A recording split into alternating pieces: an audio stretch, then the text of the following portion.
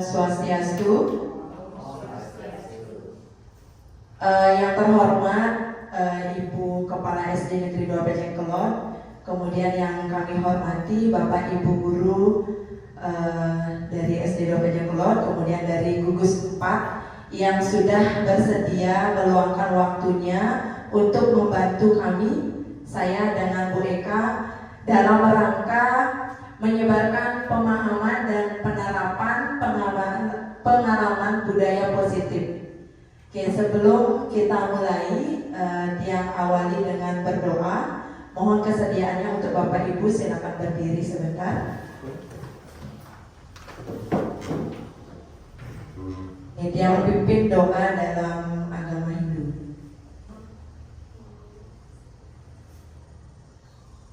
Om Awiganastu Namasidam. Om Sidirastu Tatastu Yenamo Swaha. Om Santi Santi Santi Om. Ini silakan duduk kembali.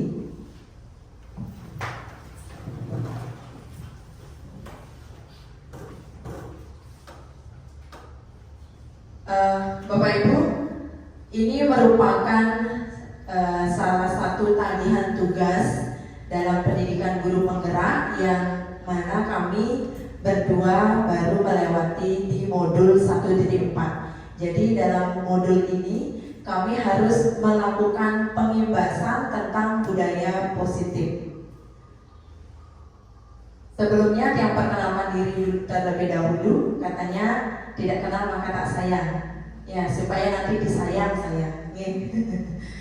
Tiang sendiri sebagai penyaji 1 itu Kadek Sulastri, kemudian rekan Tiang penyaji 2 Ibu Niluh Putu Eka Agustini SPD. Ini Bapak Ibu tidak berlama-lama lagi, Tiang mulai mantan untuk materi pengimbasan budaya positif.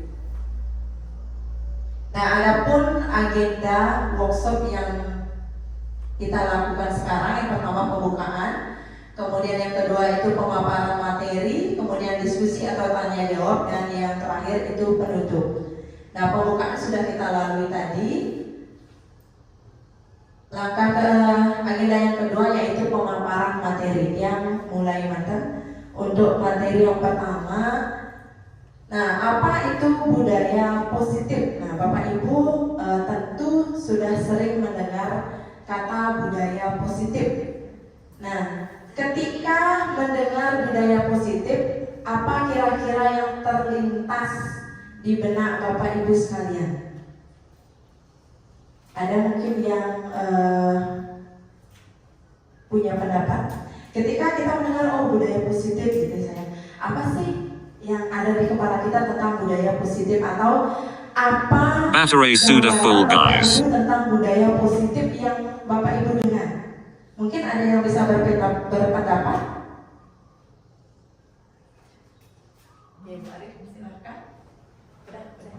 Nah, baik, terima kasih atas kesempatannya. Menurut saya budaya positif itu adalah lingkungan yang mendukung proses pembelajaran di sekolah yang aman dan nyaman bagi siswa, serta terjadinya interaksi yang positif di lingkungan sekolah. Oke, terima kasih. Betul sekali ya. Jadi budaya positif itu untuk menciptakan lingkungan yang positif. Nah, apalagi kira-kira nih Bapak Ibu nih, yang Bapak-bapak ini bagaimana? Oke, budaya positif itu tentu sudah Bapak Ibu lakukan di sekolah masing-masing, dan saya lihat banyak Bapak Ibu yang sudah aktif di media sosial yang menyebarkan budaya positif yang sudah Bapak Ibu lakukan di sekolah masing-masing. Contohnya misalnya kegiatan yang bernilai positif. Jadi budaya positif itu adalah suatu pembiasaan Bapak Ibu. Hal-hal atau kegiatan-kegiatan yang menunjukkan hal yang positif, itulah budaya positif. Nah, budaya positif itu kita mulai dari dalam kelas dulu nih Bapak Ibu nih. Jadi terlebih dahulu kita mulai dari dalam kelas. Tujuannya, jika kelas itu sudah melaksanakan budaya positif, maka dia akan otomatis menyebar ke lingkungan sekolah. Kemudian, penting tidak budaya positif itu? Sangat penting. Ada yang bisa mungkin berpendapat apa pentingnya atau seberapa penting? Seberapa penting budaya positif? Kenapa kita harus melaksanakan budaya positif di sekolah? Untuk membentuk karakter siswa. Oke, membentuk karakter siswa, betul. Lagi? Membuat lingkungan menjadi nyaman saat pembelajaran. Ya, betul. Membuat lingkungan menjadi nyaman saat pembelajaran atau menciptakan lingkungan yang positif. Jadi berkaitan dengan karakter. Nah, budaya positif itu Bapak Ibu muaranya akan ke karakter atau ke profil pelajar Pancasila. Tentu Bapak Ibu sudah akrab sekali dengan profil pelajar Pancasila. Oke. Nah, itu tujuannya ke sana. Kita menciptakan peserta didik yang memiliki karakter berprofil pelajar Pancasila. Oke, ini adalah salah satu contoh video penerapan budaya positif yang dilaksanakan di kelas 3.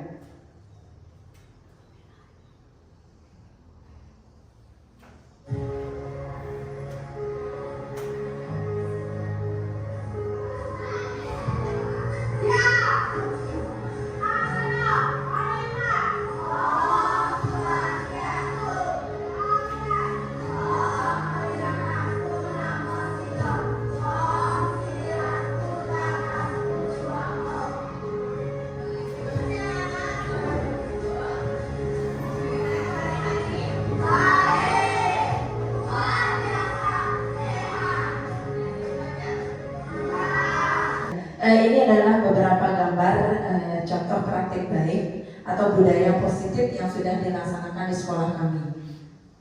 Dan saya yakin Bapak Ibu di sekolah masing-masing juga pasti melaksanakan hal yang lebih dari ini. Nah, ini pengertian dari budaya positif.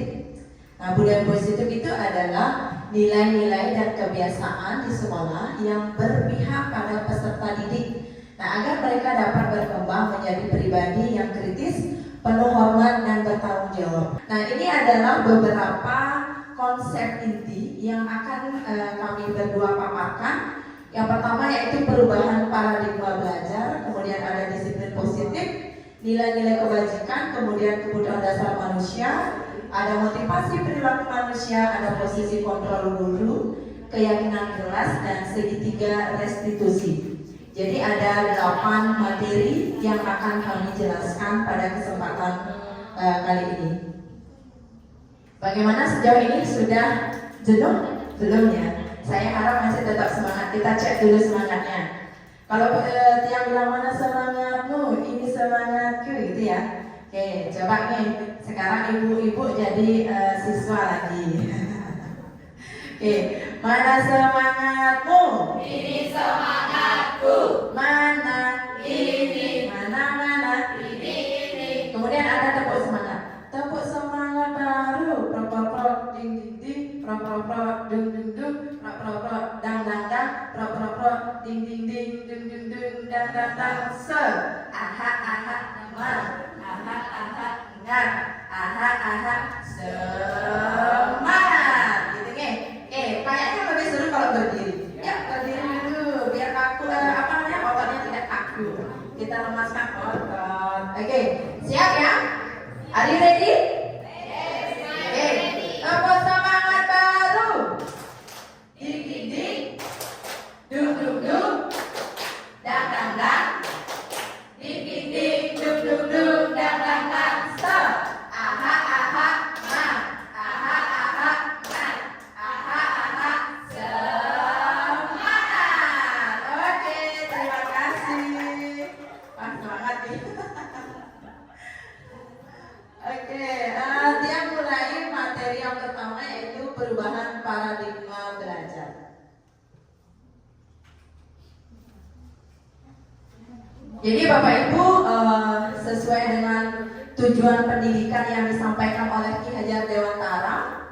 Siapa Ki Hajar Dewantara?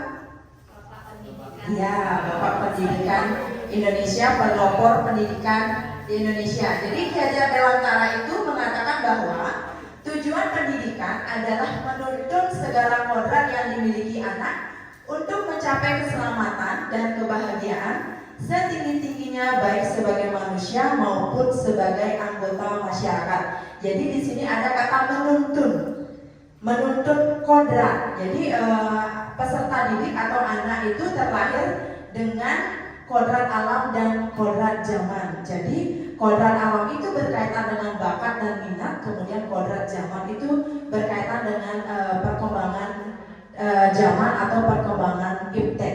Nah, ini berkaitan dengan filosofi pendidikan Ki Hajar Dewantara, bahwa Ki Hajar Dewantara menyebutkan bahwa anak terlahir itu bukan tabula rasa atau kosong. Jadi ini terjadi miskonsepsi.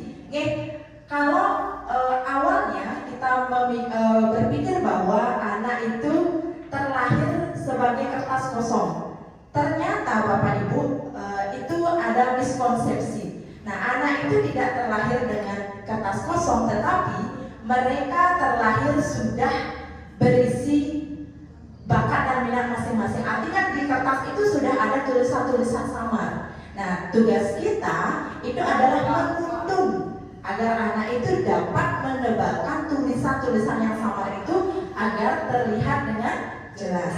Jadi bukan kosong, bukan kita yang memasukkan semuanya, tidak, tetapi mereka sudah punya, sudah terlahir dengan bakat dan minat tersendiri.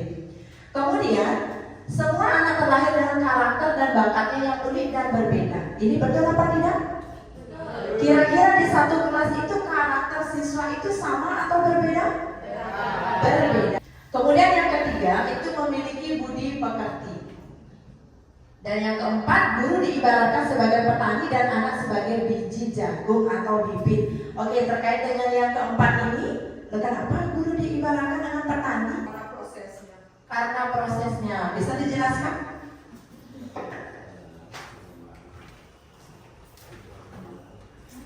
Terima kasih untuk waktunya.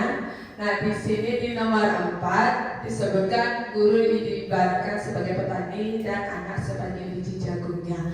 Kalau menurut pihak Nickel, pantas guru itu disebut sebagai petani karena prosesnya itu sama. Dari contohnya kalau anak diibaratkan kan masih buram. Sekarang kita yang mencari apa bakat mereka, apa yang mereka inginkan. Kalau petani sama, sebelum dia menanam jagung itu harus ada proses dari mendaur tanahnya, menggemburkan, terus membuat lubang, terus mengisi jagungnya, menanamnya lagi, terus banyak sekali prosesnya, sama seperti guru di dalam mendidik seorang anak. Terima kasih. Oke, terima kasih Bu Mari sama. Jadi Bapak Ibu tahu tepuk apresiasi nih. Jadi tepuk apresiasi seperti ini. Tepuk apresiasi, kasih W, kasih O, kasih W. Wow, keren. Wow, keren. Itu ya, coba ya. Oke, tepuk apresiasi, kasih W, kasih O, kasih W. Wow, keren. Wow, keren. Oke, terima kasih. Ada yang punya pendapat yang berbeda atau bagaimana? Sama atau berbeda? Pas. Oke, betul sekali ya. Jadi kenapa kita guru itu diibaratkan sebagai petani? Karena proses petani merawat bibit. Nah, dalam hal ini kan ada bibit jagung. Jadi prosesnya itu sama seperti kita menyertai atau membersamai proses perkembangan siswa di sekolah. Jadi kalau petani sebelum menanam, tadi disebutkan oleh Bu Ade, harus menyiapkan lahan tanam, kemudian menyemai bibit. Begitu juga dengan kita Bapak Ibu. Jadi di sekolah itu sebelum penerimaan peserta didik baru, tentu kita akan mengadakan rapat misalnya terkait dengan kurikulum, kemudian RPP, kelengkapan administrasi kelas. Nah, kemudian begitu juga kita pasti menyiapkan lingkungan belajar yang nyaman. Nah, materi selanjutnya adalah pembelajaran dengan paradigma baru. Oke, berkaitan dengan ini, Bapak Ibu pernah mendengar istilah pembelajaran yang berpusat pada siswa dan pembelajaran yang berpusat pada guru, atau yang disebut dengan, kalau berpusat pada siswa itu ada student center, kemudian berpusat pada guru itu ada disebut dengan oke, pintar semua, teacher center. Kira-kira yang mana yang sudah Bapak Ibu terapkan? Atau ada yang tahu pembelajaran yang berpusat pada siswa atau student center itu yang seperti apa? Kita berbagi pengalaman nih. Ibaratnya, kenapa jari tangan kita ada yang berlubang? Ada yang tahu? Untuk diisi. Iya, betul. Jadi kalau jari tangan kita kan nggak mepet ini kayak bebek ya. Nah, kenapa tujuannya seperti ini? Supaya bisa saling menggenggam. Yang pertama dengan pasangan misalnya.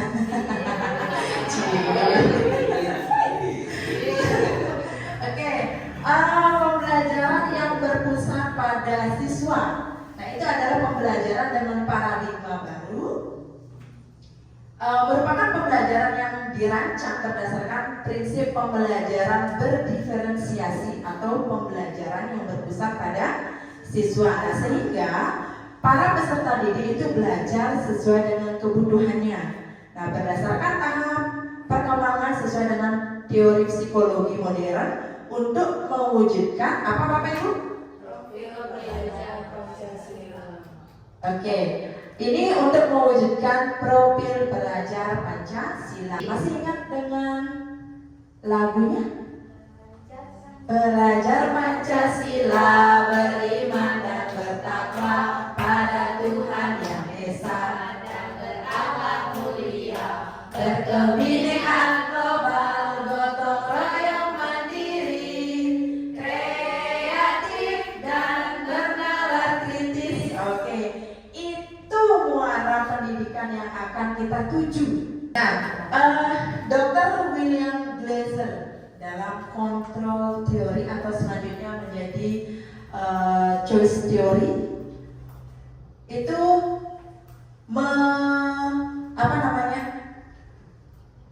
menyebutkan ada beberapa miskonsepsi tentang teori kontrol. Nah, yang pertama, ilusi guru sedang mengontrol murid. Kemudian, ilusi bahwa semua penguatan positif efektif dan bermanfaat. Kemudian yang ketiga, ilusi bahwa kritik dan membuat rasa bersalah mampu menguatkan karakter. Nah, Bapak Ibu pernah tidak mengucapkan kata seperti ini dengan anak? Misalnya kalau Bapak Ibu sudah mengajar nih, kemudian ada murid yang lain-lain atau yang bermain, ayolah si Budi misalnya, ayolah Budi, masa tidak kasihan sama Bu Guru? Bu Guru dari tadi berbicara menjelaskan sampai ini gitu. Pernah seperti itu? Kira-kira murid itu akan merasa bagaimana? Merasa bersalah.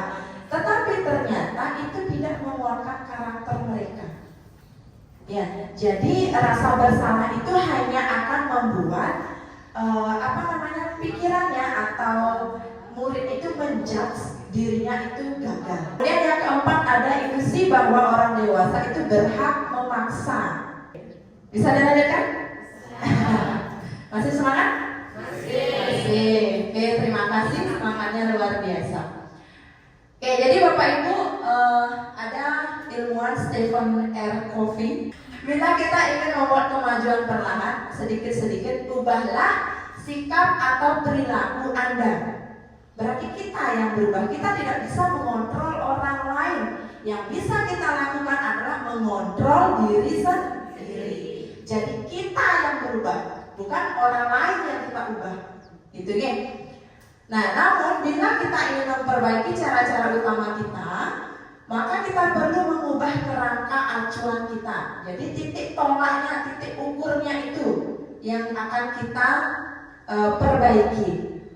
Kemudian ubahlah bagaimana Anda melihat dunia, bagaimana Anda berpikir tentang manusia. Ubahlah paradigma Anda, skema pemahaman dan penjelasan aspek-aspek tertentu tentang realitas. Jadi di sini ada namanya stimulus respon dan teori kontrol. Jadi Bapak Ibu bisa lihat di slide contohnya. Pada stimulus respon, realitas atau kebutuhan kita sama, betul? Kebutuhan saya dengan Bapak Ibu itu sama? Berbeda. Begitu juga dengan siswa. Nah, teori kontrolnya, realitas atau kebutuhan itu kita berbeda. Makanya peserta didik dalam pembelajaran, dalam proses pembelajaran itu mereka mempunyai kebutuhan yang berbeda-beda.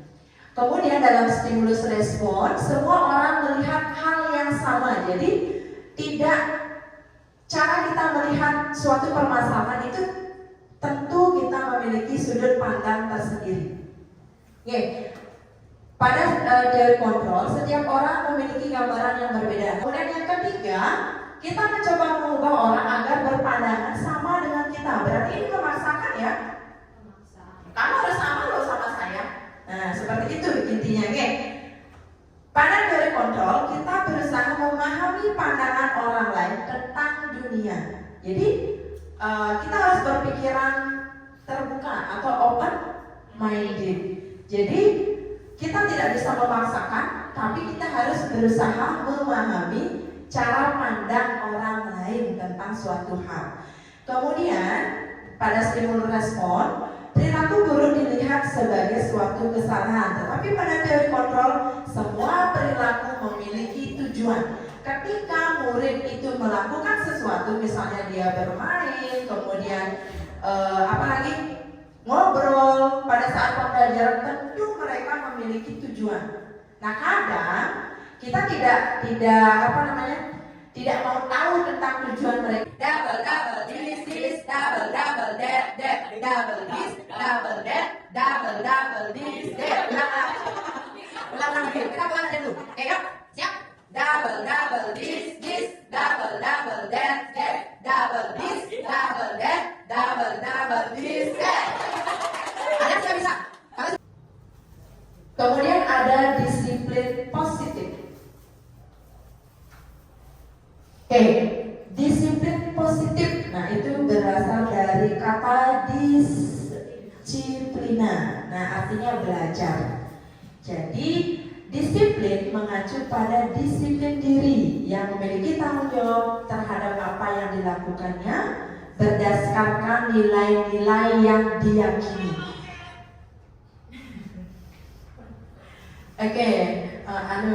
Iklan ya, Pak ya.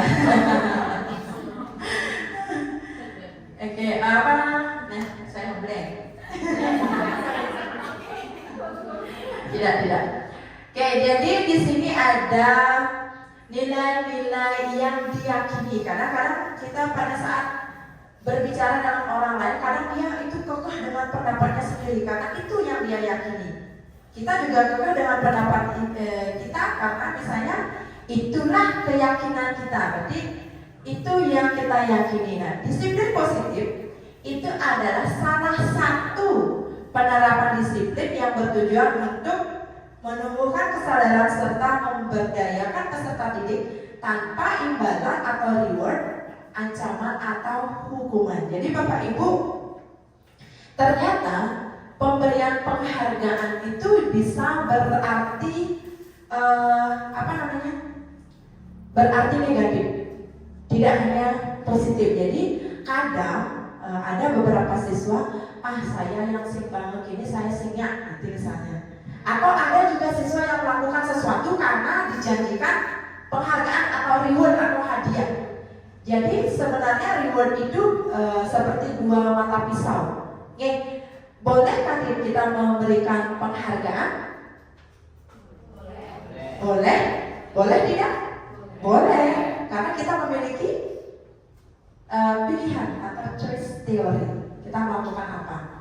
Tetapi tentu pada saat memberikan penghargaan itu ada rambu-rambu yang jelas. Tidak selalu hal yang mereka lakukan itu kita berikan hadiah berupa benda misalnya. Kalau dalam pembelajaran itu ada namanya penguatan menggunakan kata-kata atau menggunakan perilaku, ya dengan sikap. Nah bisa juga seperti itu rewardnya. Atau misalnya ada siswanya yang berhasil menjawab, misalnya kasih tepuk apresiasi atau tepuk jempol misalnya, atau kita bisa wah Dewo pintar sekali gitu misalnya ya Dewo.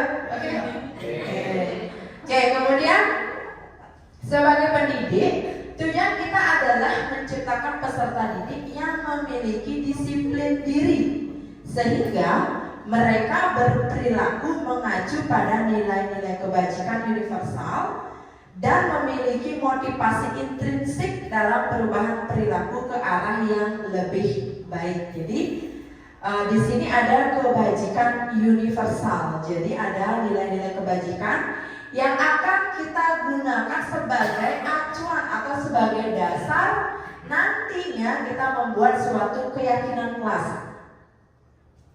Kemudian ada motivasi intrinsik. Apa motivasi intrinsik Bapak Ibu?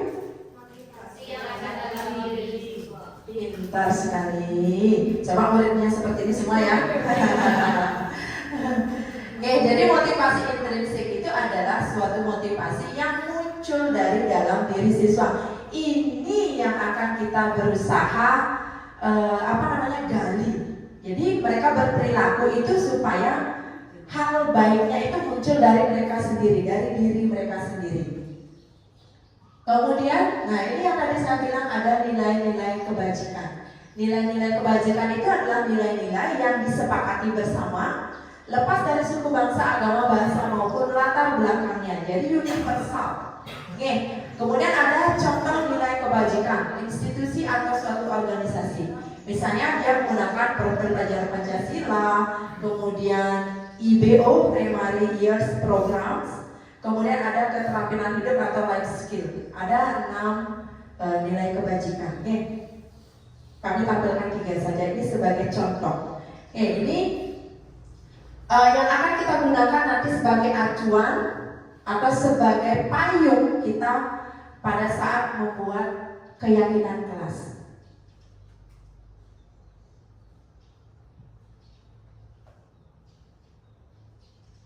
Oke, kemudian motivasi intrinsik berarti bagaimana mereka mengontrol dirinya sendiri. Nah ini berkaitan dengan kebutuhan dasar manusia. Bapak Ibu ada yang tahu apa kebutuhan dasar manusia atau kebutuhan dasar kita? Kita kan manusia ya. Ada yang tahu tidak apa yang tempe? Suka tahu Pak tempe? Ada yang tahu? Kebutuhan akan rasa nyaman. Betul, ada rasa nyaman lagi. Kasih sayang, kesukaan sayang. Lagi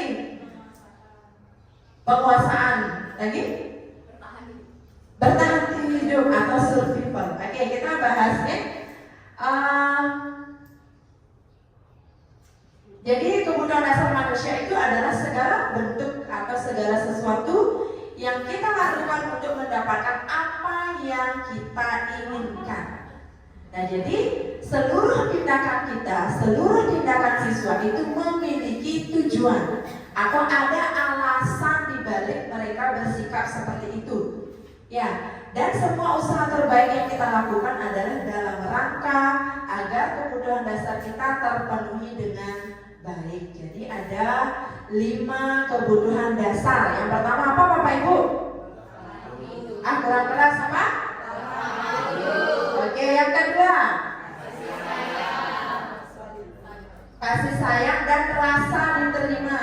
Yang ketiga penguasaan. Yang keempat, yang kelima kesenangan. Oke, bertahan hidup atau survival itu berkaitan dengan makanan, pakaian, tempat tinggal, keamanan, dan kesehatan. Ya, kemudian kasih sayang dan rasa diterima. Rasa diterima, dipedulikan, kemudian berbagi, kerjasama, menjadi bagian dalam kelompok. Kadang gini, Misalnya ada di suatu komunitas, ketika kita masuk ke sana, kadang orang itu tidak pandangannya tidak sama, artinya siapa ini ada. Bisa kan kita merasakan seperti itu ya, dari pandangan orang aja kita bisa merasakan. Jadi itu muncul karena kita memiliki kebutuhan dasar rasa ingin diterima dan juga rasa kasih sayang. Makanya kita menjalin sebuah hubungan. Ya, hubungan pertama dengan siapa? Dewa Jumpi? Ya, dengan istri, betul sekali. Dengan pasangan. Kemudian kalau kasih sayang dengan sesama rekan kerja atau di tempat kerja, itu juga kita harus bangun. Karena kenapa? Bahwa kita bekerja itu tidak hanya sehari dua hari, Bapak Ibu. Jadi dalam jangka yang lama. Maka dari itu pentingnya kita memiliki kasih sayang dengan teman sesama rekan sejawat. Kemudian ada penguasaan. Nah, penguasaan ini berkaitan dengan harga diri, keinginan untuk dianggap, memimpin, berprestasi, diakui dan didengar. Ini lidah saya keserimpet. Jadi kadang kita mendengar, kamu melukai harga diri saya, gitu kan ya. Berarti itu berkaitan dengan kebutuhan dasar penguasaan. Kemudian ada kebebasan. Nah, ini berkaitan dengan mandiri, memiliki pilihan, mencoba hal baru, mengendalikan arah dirinya. Dan yang terakhir ada kesenangan. Kesenangan ini berkaitan dengan bermain. Kemudian makanya anak-anak banyak ini, apalagi anak-anak SD itu jadi tahapan gininya dia masih berada di tahap yang suka bermain. Jadi kita diharapkan dapat menciptakan suasana pembelajaran yang mengakomodir kebutuhan siswa tersebut. Oke, Bapak Ibu, karena waktunya sudah habis untuk saya untuk menjelaskan materi, kita akan lanjutkan materi selanjutnya dipandu oleh Bu Eka Agustini. Terima kasih karena Bapak Ibu sudah menyimak penjelasan dari Tiang mengenai materi yang sudah Tiang sampaikan. Kalau mudah-mudahan hal ini dapat memberikan manfaat bagi Bapak Ibu. Baik, terima kasih atas waktunya. Bagaimana, masih semangat? Untuk mengetesnya tadi kan tentang 5 kebutuhan dasar. Masih ingat nggak kebutuhan yang terakhir tadi apa? Kesenangan. Di dalam kesenangan itu ada bermain. Sebelum kita mulai ke motivasi perilaku manusia, saya akan mengajak Ibu sekalian untuk bermain. Oke, silakan berdiri, cari pasangan di ujung-ujung meja. Nanti saya berikan candy ya, candy. Kalau saya bilang clap, tepuk tangan. Kalau boom, tepuk meja. Kalau candy, ambil. Siapa yang duluan yang dapat permennya? Clap, boom, candy.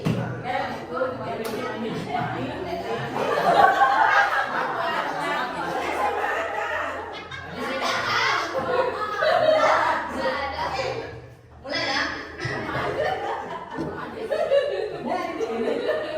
Oke, clap, clap, clap, boom, boom, clap, boom, clap, boom, boom, boom, clap, jadi.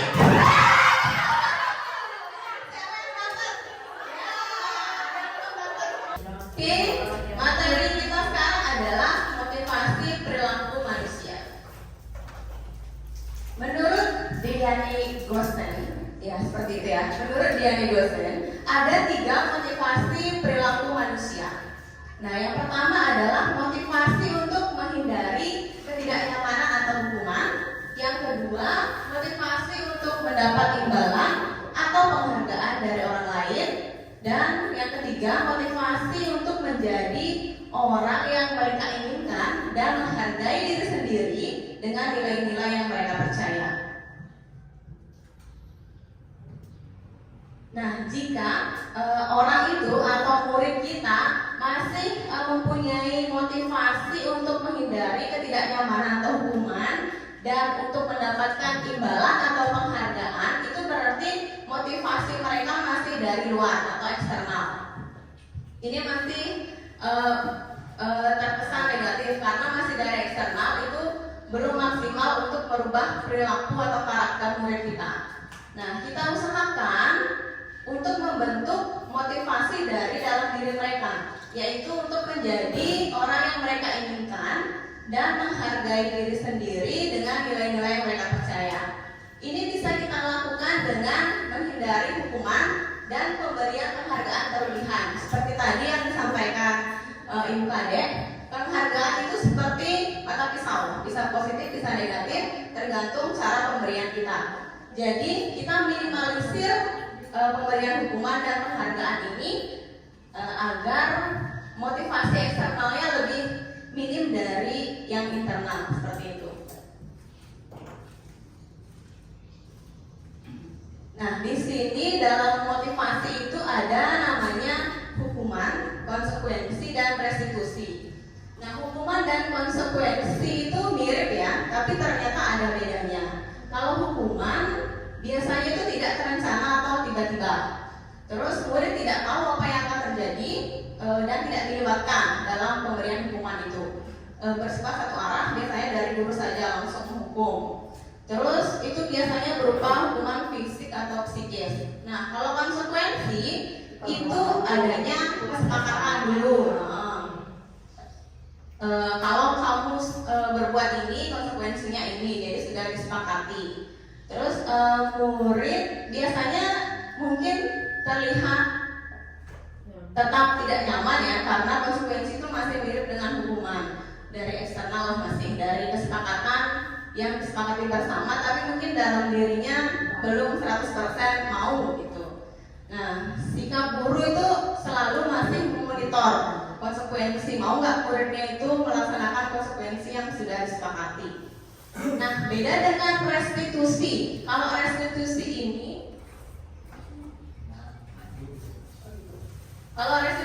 ini adalah proses menciptakan kondisi murid untuk memperbaiki kesalahannya. Jadi murid itu sadar sendiri untuk memperbaiki kesalahan yang mereka lakukan. Jadi guru itu hanya menuntun prosesnya nanti gimana dia menyadari kesalahan mereka. Di sini juga terlihat ada proses kolaboratif yang mengajarkan murid untuk mencari solusi sendiri. Nanti di terakhir kita ada namanya segitiga restitusi. Ada 3 tahapannya untuk penyelesaian permasalahan siswa di sekolah. Oke. Nah, selanjutnya ini ada posisi kontrol guru. Nah, ternyata kita itu memiliki 5 posisi kontrol ya sebagai guru. Yang pertama sebagai penghukum, yang kedua pembuat merasa bersalah, yang ketiga sebagai posisi teman, yang keempat sebagai posisi pemantau, dan yang terakhir sebagai posisi manajer. Apa itu posisi penghukum? Bapak Ibu selama ini apakah pernah melaksanakan atau menerapkan posisi penghukum? Pernah ya, secara tidak sadar karena mungkin kesalahan siswa itu sudah di luar batas, jadi kita langsung menghardik. Nah, ini dia ciri-cirinya. Kita sebagai penghukum biasanya ada suara kita tinggi ya, kamu itu, gitu, langsung nunjuk-nunjuk, matanya melotot sampai keluar ya. Jadi muridnya lihat hasilnya. Murid bisa jadi marah balik ke kita, tapi dia pendam, dia diam, dia dendam, dan nantinya mungkin lebih agresif. Aku dihukum nih, aku akan lebih ini besok, kayak gitu mungkin ya. Jadi posisi penghukum ini masih dalam posisi gagal di posisi kontrol guru. Nah, yang kedua, posisi membuat merasa bersalah. Pernah tidak Bapak Ibu? Pernah ya? Pernah. Ini ciri-cirinya ini. Nada suara kita sudah memelas, halus, merapat kepada murid, tapi murid itu jadinya akan merasa bersalah, merasa berdosa. Aduh, saya gitu, jadi merasa tidak berharga. Jadi ini juga masih pada tahap gagal karena tidak semata-mata bisa merubah murid itu, malah dia merasa bersalah dan merasa gagal, tidak bisa membahagiakan orang lain seperti itu. Nah, yang ketiga, posisi teman. Ada yang pernah? Yang dekat dengan muridnya? Setiap hari. Oke. Berarti semua murid kesayangan ya? Ya Bu Madia. Oke, ini kalau posisi teman, kita biasanya akrab bercanda gitu dengan murid ya. Oke, tapi hasilnya itu murid memang merasa senang dan akrab, tapi dia akan tergantung pada guru, pada kita. Kalau guru lain yang marahin, dia pasti kok gitu sih, dia pasti mau guru yang dia anggap di posisi teman ini ya, yang akrab sama dia gitu. Ini hasilnya masih 50-50 antara berhasil dan tidak, karena masih membuat ketergantungan dari murid itu. Dia hanya suka beberapa guru kayak gitu. Ini yang keempat, posisi pemantau. Semua memantau? Kayak sama posisi pemantau sekarang ya mungkin ya. Ini memantau berarti mengawasi. Oke, pada saat kita mengawasi, kita itu bertanggung jawab atas perilaku murid yang kita awasi. Ini biasanya posisi pemantau berdasarkan peraturan dan konsekuensi kita di sekolah. Jadi kita memantau mereka berdasarkan aturan yang ada di sekolah. Biasanya, saya kasih contoh kasus hari Senin nggak pakai atribut lengkap. Jadi aturan sekolah kita kan harus memakai topi, dasi, hitam, baju putih, ikat pinggang, rok merah, kaos putih gitu. Itu sesuai aturan. Nanti kita pasti semua guru ada di posisi pemantau ini dengan memantau perilaku siswa setiap harinya dengan aturan seragam kita. Nah, ini hasilnya murid memang memahami konsekuensi yang harus dijalankan. Guru juga tidak menunjukkan emosi yang berlebihan karena hanya sebagai pemantau. Ini juga hasilnya mungkin masih 50-50 antara murid 100% atau masih belum kayak gitu. Nah, yang terakhir ini namanya posisi manajer. Oke, manajer itu adalah posisi di mana guru berbuat sesuatu bersama dengan murid. Mempersilahkan murid mempertanggungjawabkan perilakunya, mendukung murid agar dapat menemukan solusi atas permasalahannya sendiri. Oke, ini hasilnya nanti murid dapat menjadi pribadi yang mandiri, merdeka, dan bertanggung jawab. Nah, akhirnya nanti mereka dapat menciptakan lingkungan yang positif, nyaman, dan aman. Ini biasa dari motivasi intrinsik, ini sudah menuju motivasi intrinsik kalau kita menerapkan posisi manajer ini pada murid. Ini biasanya posisi yang terbaik ya. Kalau bisa setelah ini, kalau ada murid yang bermasalah, kita terapkan posisi ini untuk menyelesaikan permasalahan di sekolah. Nah, ini contohnya yang tadi saya bilang, siswa tidak memakai atribut lengkap saat upacara bendera. Kalau kita di posisi penghukum, kita pasti langsung, kamu sana hormat pada bendera selama 1 jam, kayak gitu. Itu kalau kita di posisi penghukum. Itu fisik ya, kasihan muridnya 1 jam lo panas. Oke, kalau di posisi pembuat merasa bersalah, Bapak Ibu guru pasti ngomong kayak gini, berapa kali Bu sudah beritahu kayak gitu, kamu selalu saja mengecewakan ibu. Jadi dia akan merasa bersalah, berpikir kok saya gini ya, kok saya lupa terus ya, kayak gitu. Bersalah dia merasa, cuman tidak, mungkin minggu depannya lagi deh kayak gitu, belum bisa merubah dia untuk ingat 100%, cuma merasa bersalah saja seperti itu. Nah, pada posisi teman, nah guru tersayangnya ini pasti datang. Ayo dong ikutin aturan, kayak gitu. Tolong bantu ibu ya. Sekali ini ya udah nggak apa-apa, dimaafin nih kali ini. Kan guru dan murid kayak dekat gitu ya, akrab kalau teman. Lain kali jangan sampai berbuat ini lagi ya, kayak gitu. Pasti kalau di posisi teman. Ya apa sih? Untungnya kalau ingat, kalau enggak, yaudah mungkin dia merasa cuma digini-gini, gurunya itu udah jadi kayak teman gitu. Mungkin ya masih 50-50, dia kalau melanggar paling dinasehatin gitu aja gitu. Oke, kalau kita di posisi pemantau, nih ke konsekuensi dia diingetin. Kamu sudah melanggar peraturan sekolah, kamu tahu konsekuensinya, pasti gitu, pasti nanya konsekuensi. Setelah upacara, kamu beli atributnya ke koperasi sekolah ya, dan jangan diulangi lagi kayak gitu. Pasti pertama nanya konsekuensi ya. Muridnya iya tahu bu, terus beli ya, iya gitu.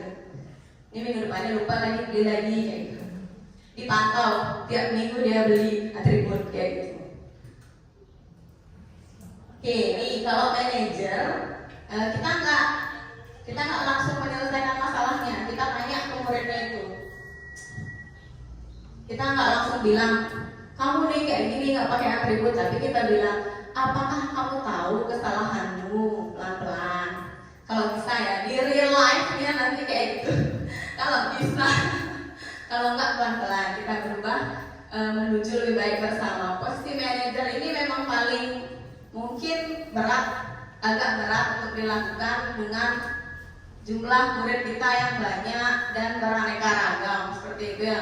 Satu mungkin bisa, apakah kamu tahu kesalahanmu kayak gitu. Kira-kira bagaimana kamu memperbaiki kesalahanmu? Kita tanya dia mau kayak gimana caranya memperbaiki kesalahannya. Kayak gitu kalau manajer. Nah ini pada posisi kontrol manager 5 tadi yang terbaik ini posisi manajer. Kenapa? Karena posisi manajer itu mengacu pada restitusi yang dapat menjadikan murid sebagai manajer bagi dirinya sendiri, sehingga tercipta identitas positif atau berhasil pada diri murid. Jadi dirinya sendiri yang menyelesaikan masalahnya kalau kita menerapkan posisi manajer ini. Nanti asokara semuanya bisa menerapkan ini. Oke, nah dari posisi kontrol tadi kita menuju ke keyakinan kelas. Bapak Ibu di sekolah ini sudah punya keyakinan kelas atau kesepakatan kelas? Nah itu sudah dibuat bersama murid atau sendiri? Sudah dengan kesepakatannya dia mau apa kayak gitu ya. Ada yang belum? Kalau belum mungkin nanti setelah ini. Nah saya akan menjelaskan. Nah saya mau bertanya dulu, mengapa keyakinan kelas bukan peraturan kelas? Kalau peraturan karena ada hukumannya harus dijalankan. Sedangkan kalau keyakinan kelas itu dia lebih ke tanggung jawab terhadap apa yang dia sepakati. Ya, betul sekali. Kalau keyakinan itu meyakini nilai-nilai yang mau dia di kelas ini mau nilai apa, kejujuran, disiplin, itu sudah dia yakini dan sepakati. Kalau peraturan biasanya masih ada konsekuensi, ya, itu membuat murid tidak nyaman. Kalau keyakinan, pokoknya dia sadar gitu, karena dibuat bersama-sama dalam kelas.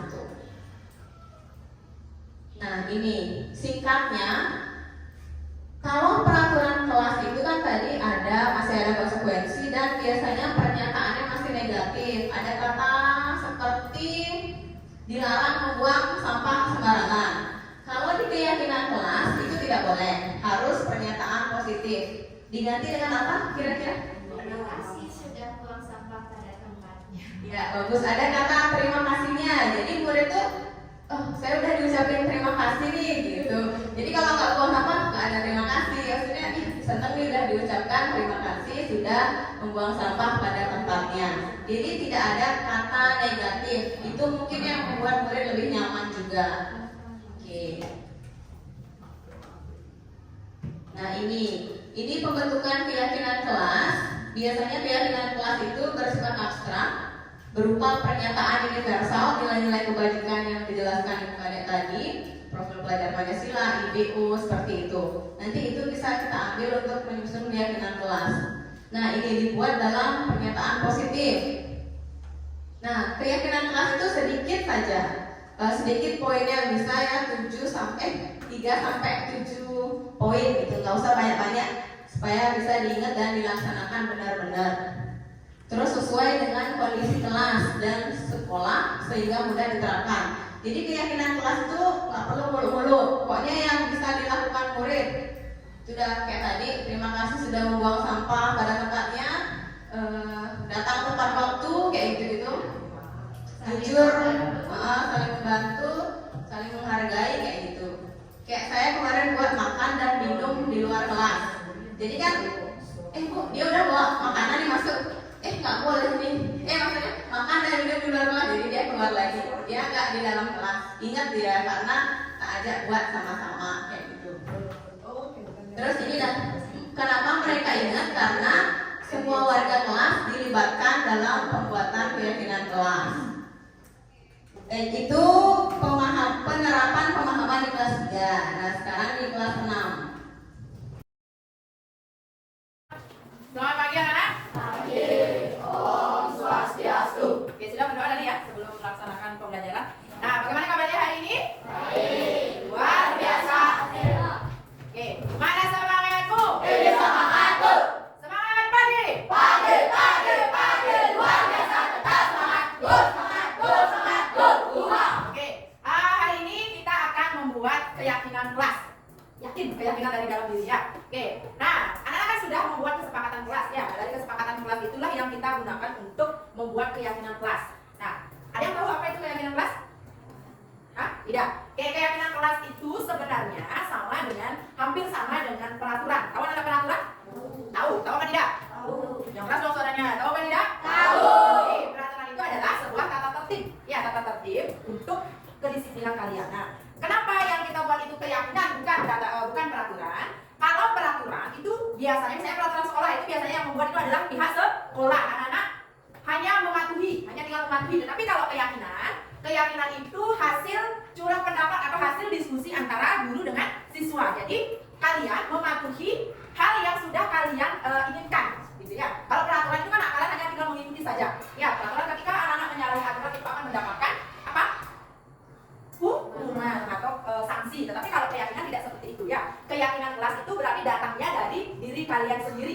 Jadi Bu Guru harapkan dengan keyakinan kelas kalian itu menjadi lebih baik, menjadi siswa yang lebih baik ke depannya ya. Oke, sekarang Bu Guru bagikan ini namanya kertas sticky note. Nanti Bu Guru bagikan satu-satu. Kalian silakan tulis apa saja yang anak-anak inginkan untuk pembelajaran kita ke depannya. Kelas yang seperti apa? Ya, kegiatan pembelajaran yang seperti apa? Misalnya, ini contoh ya. Misalnya berpakaian rapi, gitu misalnya. Boleh kalian tulis di sini. Tapi kalau Bu Guru harapkan yang lain, ya jangan berpakaian rapi juga ditulis di sini. Kan tadi Bu Guru udah kasih contoh. Yang lain, apapun yang kalian inginkan untuk kegiatan pembelajaran kita selanjutnya agar menjadi lebih baik, agar anak-anak menjadi lebih nyaman dalam belajar, silakan tulis di sticky note di sini. Paham ya? Ini namanya kertas sticky note. Jadi di sini ada lemnya. Nanti anak-anak tulis di atas yang tidak ada lem. Oke? Paham? Oke.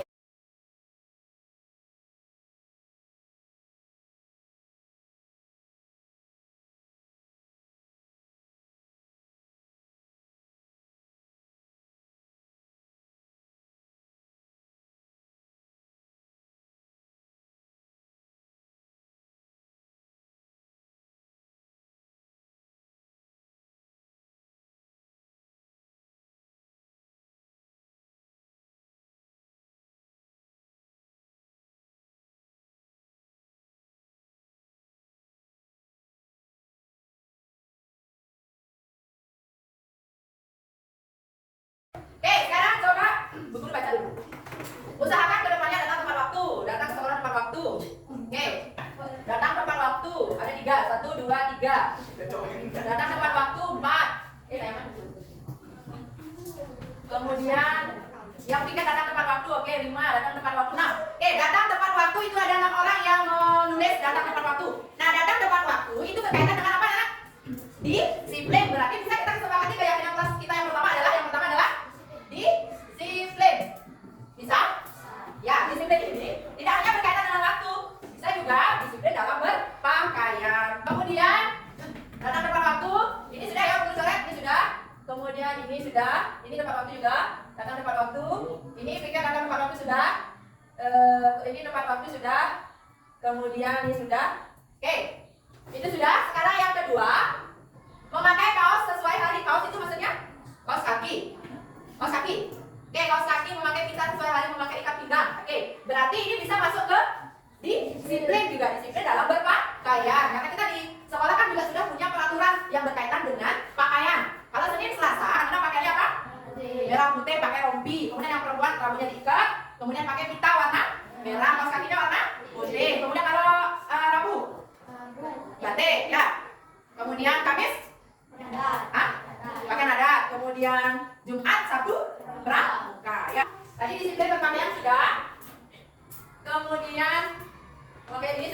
Ini sudah. Nah ini yang penting nih, berpakaian yang rapi itu juga sudah. Kita masuk ke disiplin ya. Berpakaian sesuai hari sudah. Nah ini ada yang bilang kebersihan. Artinya menjaga kebersihan diri dan menjaga kebersihan kelas, termasuk juga menjaga kebersihan lingkungan. Ya. Oke, yang kedua menjaga kebersihan.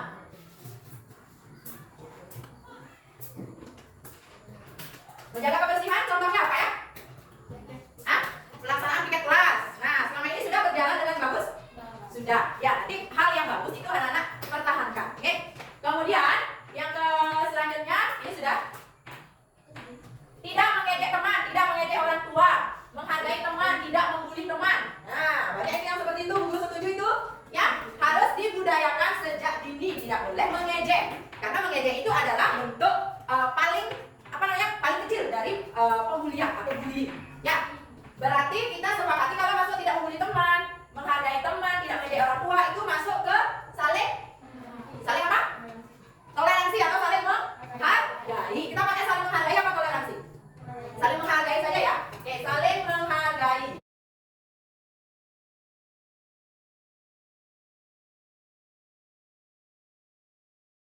Oke, kita sudah selesai membuat kegiatan kelas. Nanti diharapkan ini bisa kita jalankan, bisa kita pahami bersama. Ini adalah sebuah keyakinan, sebuah sesuatu yang kalian laksanakan untuk pembelajaran depannya akan jadi. Terima kasih. Kita masuk dulu ke kelas.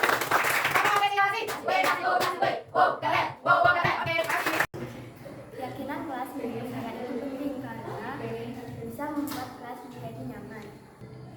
Agar kelas menjadi tertib dan pelajaran lebih menyenangkan. Kami bisa menjadi lebih tertib dan baik. Keyakinan kelas itu penting karena akan membuat siswa menjadi semangat dan pelajaran akan menjadi menyenangkan. Karena membuat saya lebih bertanggung jawab. Saya merasa senang setelah membuat keyakinan kelas. Saya merasa senang dan bersemangat setelah ada keyakinan kelas. Saya merasa senang dan lebih semangat. Senang dan Perasaan saya saat keyakinan kelas rasa senang dan bersemangat. perasaan saya sangat senang karena dapat mengeluarkan keinginan berkait pelajaran. Kita ke materi segitiga restitusi. Masih semangat? Masih. Oke, dikonfirmasi ya, sedikit lagi. Oke, segitiga restitusi. Nah, apa itu segitiga restitusi? Segitiga restitusi itu merupakan suatu proses dialog yang dijalankan oleh guru agar dapat menghasilkan murid yang mandiri dan bertanggung jawab. Ini ada dialognya. Nanti kalau ada murid yang bermasalah, harusnya kita buat skenario atau kita sudah tahu skenario apa yang akan kita laksanakan untuk menyelesaikan permasalahan itu. Nah, pada segitiga restitusi itu ada 3 tahapan. Yang pertama, menstabilkan identitas. Yang kedua, validasi tindakan yang salah. Dan yang ketiga, menanyakan keyakinan. Makanya tadi kita buat dulu keyakinan kelas. Kalau mereka berbuat keliru, kita bisa nanti di akhir proses segitiga restitusi menanyakan, apakah menurutmu, apakah perbuatanmu sudah sesuai dengan keyakinan kelas yang kita buat? Nah, kita bisa memperkuat proses segitiga restitusi kalau kita sudah membuat keyakinan kelas. Jadi materi kita ini bertahap seperti tadi, dimulai dari disiplin positif, disiplin diri, motivasi perilaku, positif kontrol, itu semuanya berkaitan. Oke, ini dia penjelasannya. Tahap pertama itu menstabilkan identitas. Berdasarkan prinsip, membuat kesalahan adalah bagian dari proses pembelajaran. Nah, berbuat kesalahan itu ternyata proses belajar ya. Nah, dalam tahap ini, guru dapat menyatakan kalimat-kalimat positif seperti ini saat berdialog ya. Berbuat salah itu wajar, boleh mempergunakan itu. Terus tidak ada manusia yang sempurna. Yang sempurna hanya rokok, bukan Tuhan. Oke. Tidak ada manusia yang sempurna. Terus ibu bapak juga pernah melakukan itu. Jadi akui, kita ini guru, tapi kita juga manusia, pernah melakukan kesalahan. Saat berdialog itu bisa kita bilang, ibu juga nggak pernah sih melakukan itu, wajar. Kamu berbuat apa kayak gitu. Terus ibu bapak tidak mau mencari siapa yang salah. Kita jangan cari yang salah seharusnya, tapi ibu ingin mencari solusi dari permasalahan ini. Nah, yang terakhir, kamu berhak merasa begitu. Boleh. Kita kan berhak juga marah, tapi tidak harus diumbar kayak gitu, sewajarnya marahnya. Ini kita tahap menstabilkan identitas murid supaya tidak terlalu marahnya kemana-mana. Oke, yang kedua adalah tahap validasi tindakan yang salah. Pada tahap ini, berdasarkan prinsip itu disebutkan setiap perilaku itu berupaya memenuhi suatu kebutuhan tertentu. Seperti yang sudah dijelaskan tadi, kita ada 5 kebutuhan dasar sebagai manusia. Mungkin murid melakukan kesalahan itu untuk memenuhi salah satu kebutuhan dasar tadi. Nah, pada tahap ini kita dapat menyampaikan kalimat positif seperti ini. Kamu pasti punya alasan mengapa melakukan hal itu. Oke, padahal kamu bisa melakukan yang lebih buruk dari ini ya, tapi kamu hanya seperti ini. Oke, itu memvalidasi. Kamu patut bangga karena telah melindungi sesuatu yang penting buatmu. Misalnya ada murid saya kemarin, dia sering dicontek oleh temannya. Nah, dia kan tujuannya marah atau kesal untuk melindungi pekerjaan yang sudah dia buat sungguh-sungguh. Tapi temannya malah tinggal mencontek, jadi dia wajar malah marah. Oke, kita bisa menyatakan kalimat ini. Terus kamu melakukannya karena mempertahankan sesuatu yang penting bagimu, sama ya, pekerjaannya yang sudah dia buat supaya. Oke, yang terakhir, menanyakan keyakinan. Berdasarkan prinsip teori kontrol bahwa pada dasarnya kita termotivasi secara intrinsik. Nah, ini keyakinan kan biasanya dari prinsip, nilai-nilai yang diyakini. Kita dapat menyatakan apa keyakinan kelas kita, kayak gitu. Tadi kan sudah kita buat nilai-nilai apa yang telah disepakati bersama, seperti apa gambaran sebuah kelas yang ideal menurut kamu, dan kamu ingin menjadi orang seperti apa. Itu di tahap terakhir, di menanyakan keyakinan. Nah, ini saya tampilkan contoh kasus di kelas 3 dan 6. Kami sudah menyelesaikannya dengan skenario segitiga restitusi dengan 3 tahapan tadi. Silakan disimak. Selamat siang, Tasya. Bagaimana kabarnya? Baik. Baik, sudah makan? Ya. Kira-kira Tasya tahu nggak kenapa Bu Guru panggil ke sini? Tidak tahu. Ya tahu. Nah, jadi gini. Tadi kan Bu Guru dapat laporan nih dari temannya Tasya di kelas 6, Dewi. Tadi lapor sama Bu Guru. Katanya pada saat jam pelajaran agama Hindu, Tasya tadi sempat berantem dengan Degus. Benar seperti itu? Dan dulu soalnya sama kan kesal. Marah dan kesal. Kenapa? Kok bisa marah dan kesal sama Degus? Tadi Degus mencoret kita sudah kita ini saya dulu. Kita sudah menetapkan susah dan Oh, jadi begitu masalahnya. Wajar sih ya kalau Tasya marah, apalagi itu ke Tasya. Nah, kalau Ibu pun di posisinya Tasya pasti juga akan melakukan hal sama marah sama temennya. Ya, kemudian lalu tindakan apa yang kamu lakukan terhadap Degus? tadi sama yang Degus satu Dipukul tangannya pakai pulpen.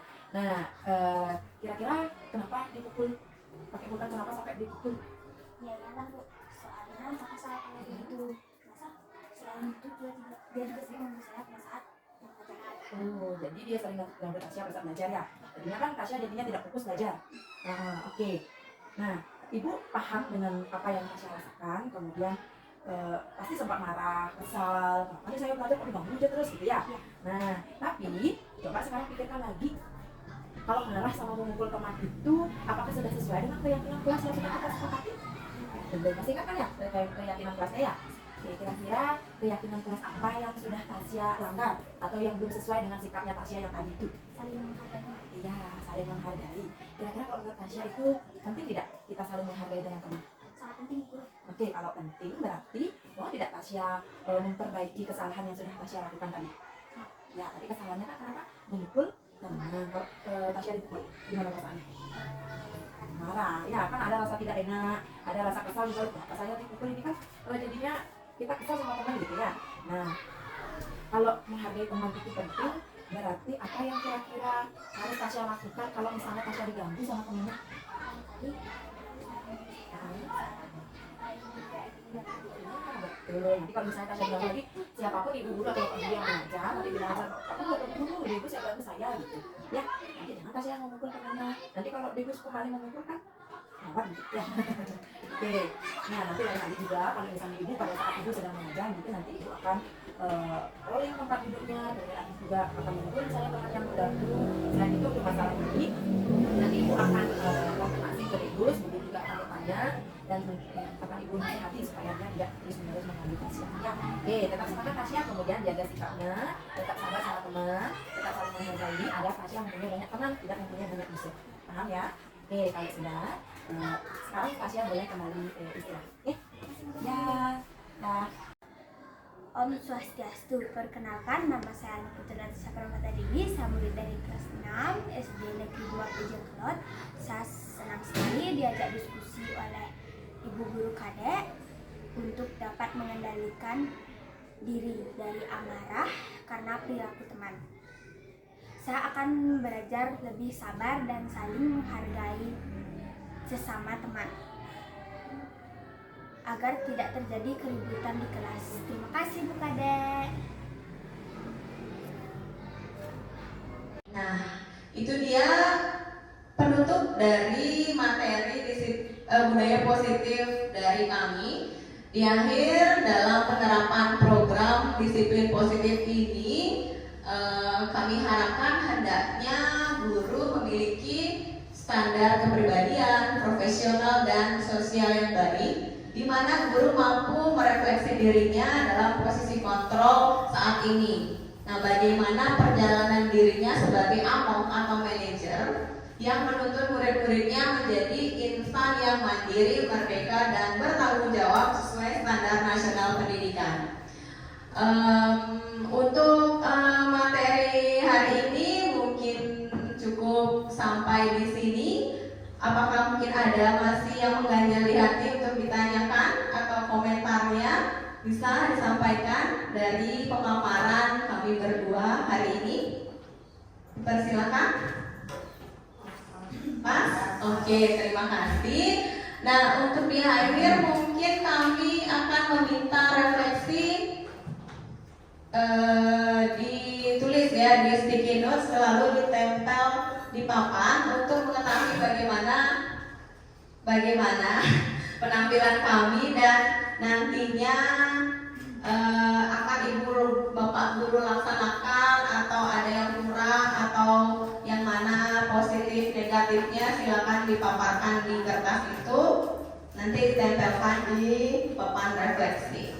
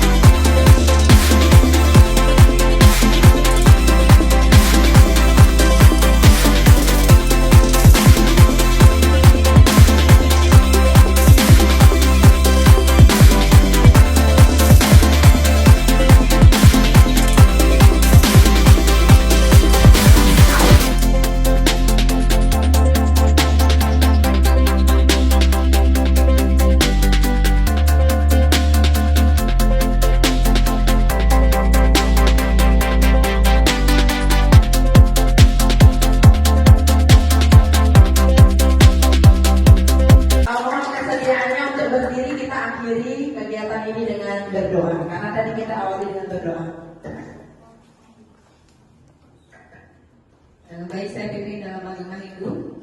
Om Dewa Suksa Paramwa Cinteo Irama Swam. Om Santi Santi Santi Om. Baik, terima kasih.